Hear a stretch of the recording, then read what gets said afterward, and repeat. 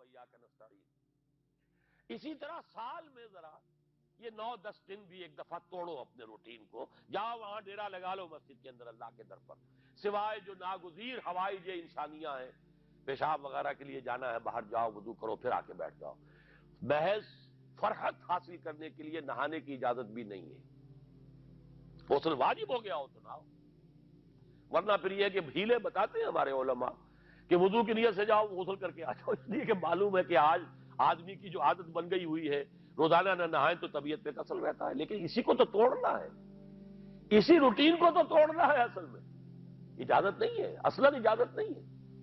آپ جو ہے جو بھی ناگزیر، ہاں اگر آپ کو فرض کیجئے کوئی ایسی شکل ہو گئی ہے، رات کو آخر سوئے تو ہے، سونے میں بدخوابی ہو گئی ہے، نہانا ہے تو جاؤ نہاؤ، ٹھیک ہے، غسل واجب ہے نہاؤ، اور یہ کہ پیشاب کی بہانے کی حاجت ہے جاؤ پوری کرو، وضو کرو، واپس چاہے یہاں سو، یہاں ذکر کرو، یاد کرو، جو کرو کرو یہاں پہ، لیکن اور اس میں بھی خاموشی۔ وہاں ہمارے ہاں آج کل اس کے اندر بھی بڑے لمبے لمبے چوڑے پروگرام شروع کر دیتے ہیں، لوگ بیٹھے ہیں گپ بازی کر رہے ہیں۔ میں نے خود میدان عرفات میں لوگوں کو تاش کھیلتے دیکھا ہے، تاش عرفات میں۔ میں نے سنا یہاں پر اعتکاف میں تاش کھیلے جاتے ہیں۔ آپ بالکل نوجوان چھوکرے، فضیلت سنی اعتکاف کی، ویسے بھی گھر سے بھاگنے کو جی چاہتا ہی ہے، کچھ دنوں کے لیے نکلے اس گھر سے، مسجد میں آ کے بیٹھ گئے، وہاں پہ گپیں بھی ہو رہی ہے، لطیفہ بازی بھی ہو رہی ہے، تاش بھی کھیلے جاتے ہیں، یہ اعتکاف ہو رہا ہے۔ یہ اتنی ہلکی شے نہیں ہے اعتکاف،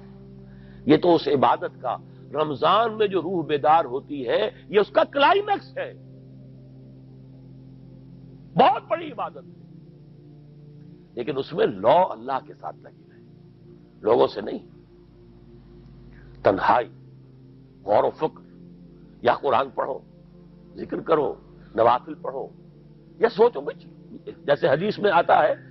وَأَن يَكُونَ نُطْقِي ذِكْرًا وَنَظَرِي عِبْرَةً وَسَمْتِي فِكْرًا، میرا دیکھنا ہو تو عبرت کا دیکھنا ہو کہ ہر شے سے میں سبق حاصل کروں، اور میں بات کروں تو اللہ کے ذکر پر مبنی ہو میری بات، اور میں خاموش رہوں، وَسَمْتِي فِكْرًا، غور و فکر، تفکر و اعتبار، جو حضور جا کر غار حرا میں کیا کرتے تھے وہ اعتکاف تھا حضور کا، مکی دور کا اعتکاف، تنہا بیٹھنا۔ اور یہ روایت مجھے بعد میں معلوم ہوا کہ یہ بنو ہاشم میں یہ روایت تھی، حضور کے دادا بھی جا کر وہاں پر غار حرا میں بیٹھا کرتے تھے، یہ ان کی ایک خاندانی روایت چلی آ رہی تھی، یہ جگہ تھی، اور وہ جگہ ایسی ہے عجیب سی، اب تو خیر بڑی بڑی عمارتیں حائل ہو گئی ہیں، ورنہ میں نے جب پہلا حج کیا تھا سن 62 میں، تو میں نے اس وقت جا کر دیکھا تھا واقعتاً سیدھا کعبہ نظر آتا ہے وہاں سے، اور کچھ درمیان میں نہیں، جیسے اس کو سلٹ لیمپ کہتے ہیں، وہ غار ہے ہی ایسی کہ سامنے ایک دراڑ سی بس کھلی ہوئی ہے، یہ اس کے اندر سے وہاں بیٹھ جائیے سیدھی نگاہ خانہ کعبہ پر جاتی تھی، تو کعبے کا مراقبہ بھی کیا جا سکتا تھا وہاں بیٹھ کر، دیکھنا کعبے کو دیکھنا عبادت ہے، اور پھر اس یکسوئی کے ساتھ کوئی نہیں، کعبے میں ہے تو نہ معلوم کیا کچھ اور ہو رہا ہے، لیکن یہ کہ وہاں تو آپ بیٹھے ہوئے، وہ اعتکاف، یہی اعتکاف حضرت موسیٰ نے کیا تھا 40 دن کا، تب تورات ملی تھی، یہی 40 دن کا روزہ کیا رکھا تھا، یہ اگرچہ قرآن میں مذکور نہیں ہے، حضرت موسیٰ کا تو قرآن میں مذکور ہے، حضرت عیسیٰ کا انجیل میں مذکور ہے، 40 روز کا روزہ اور اعتکاف پہاڑوں میں کیا جا کر، تب انجیل ملی، یہی اعتکاف تھا جو حضور کر رہے تھے غار حرا میں، تب قرآن، اقرأ بسم ربک الذی خلق، خلق الانسان من علق، یہ تو اس کا ایک عکس، اس کی ایک جھلک ہونی چاہیے۔ میں نے روح اعتکاف پر بھی ایک زمانے میں ایک تقریر کی تھی، میں نے دیکھا چھپی ہوئی تھی، اب پتہ نہیں کہیں اویلیبل ہے یا نہیں، ایک علیحدہ کتابچے کی شکل میں بھی تھی، ویسے عظمت سیام و قیام رمضان مبارک پر بھی میرا کتابچہ ہے، اور عظمت صوم، جس میں کہ پھر میں نے یہ انسان کے دو وجود، اس کے بارے میں بھی خاصی وضاحت کے ساتھ گفتگو کی ہے، وہ بھی میرا کتابچہ ہے، شاید باہر اس پہ ہوں گے۔ تو فرمایا جب تم اعتکاف میں ہو تو ان کے ساتھ مباشرت نہیں کر سکتے، تلک حدود اللہ ہے، یہ اللہ کی حدود ہیں، فلا تقربوها، ان کے قریب مت جانا۔ قرآن مجید میں حدود اللہ کے لیے یا تو آتا ہے فلا تعتدوها، یہ اعتداء کہتے ہیں کسی حد کو کراس کر جانا، تجاوز کرنا، اور جہاں زیادہ احتیاط کی بات ہے وہاں فلا تقربوها، آخری حد کے قریب تک نہ چلے جانا، مبادا کہیں غلطی سے قدم جو ہے ادھر پڑ جائے۔ جیسے حضور نے حدیث کے اندر بیان فرمایا الا لکل ملک حمن، ہر بادشاہ کی ایک محفوظ چراگاہ ہوا کرتی تھی، اسی کے جانور اس میں چریں گے، کوئی رعیت میں سے کسی کی بھیڑ بکری، کسی کا کوئی جو ہے گھوڑا وہاں نہیں آ سکتا۔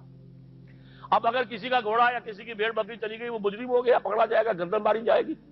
تو حضور نے فرمایا کہ اللہ کی بھی ایک محفوظ چراگاہ ہے۔ اللہ کی حما کیا ہے؟ محارمہ، جو چیزیں اس نے تم پر حرام کر دی، ان کے قریب نہ جانا۔ تو دیکھو اگر کوئی چرواہا اپنی بھیڑوں بکریوں کو بالکل آخری حد تک لے جائے گا اس بادشاہ کی جو وہ حد ہے، تو اندیشہ ہے کہ بھیڑیں بکریاں کہیں ایک چھلانگ لگائے اور بادشاہ کی چراگاہ میں داخل ہو جائے۔ لہذا ذرا فاصلے پر رہا کرو، یہ ہے آخری حد تک نہ جاؤ بلکہ کچھ فاصلے پر رہو۔ فلا تقربوها، یہ اللہ کی حدود ہے تو ان کے قریب مت پھٹکو۔ کذالک یبین اللہ لکم آیاتہ للناس لعلہم یتقون، اسی طرح اللہ تعالی اپنی آیات لوگوں کے لیے واضح کر رہا ہے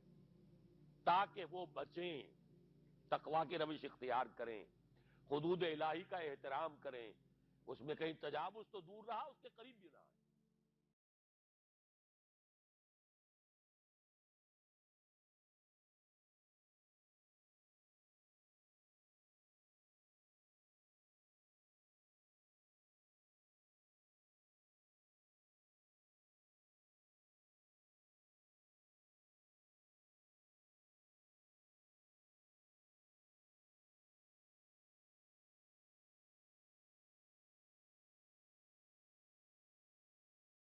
محمد نبينا بنور هدينا من مكة حبيبي نور سطاع المدينة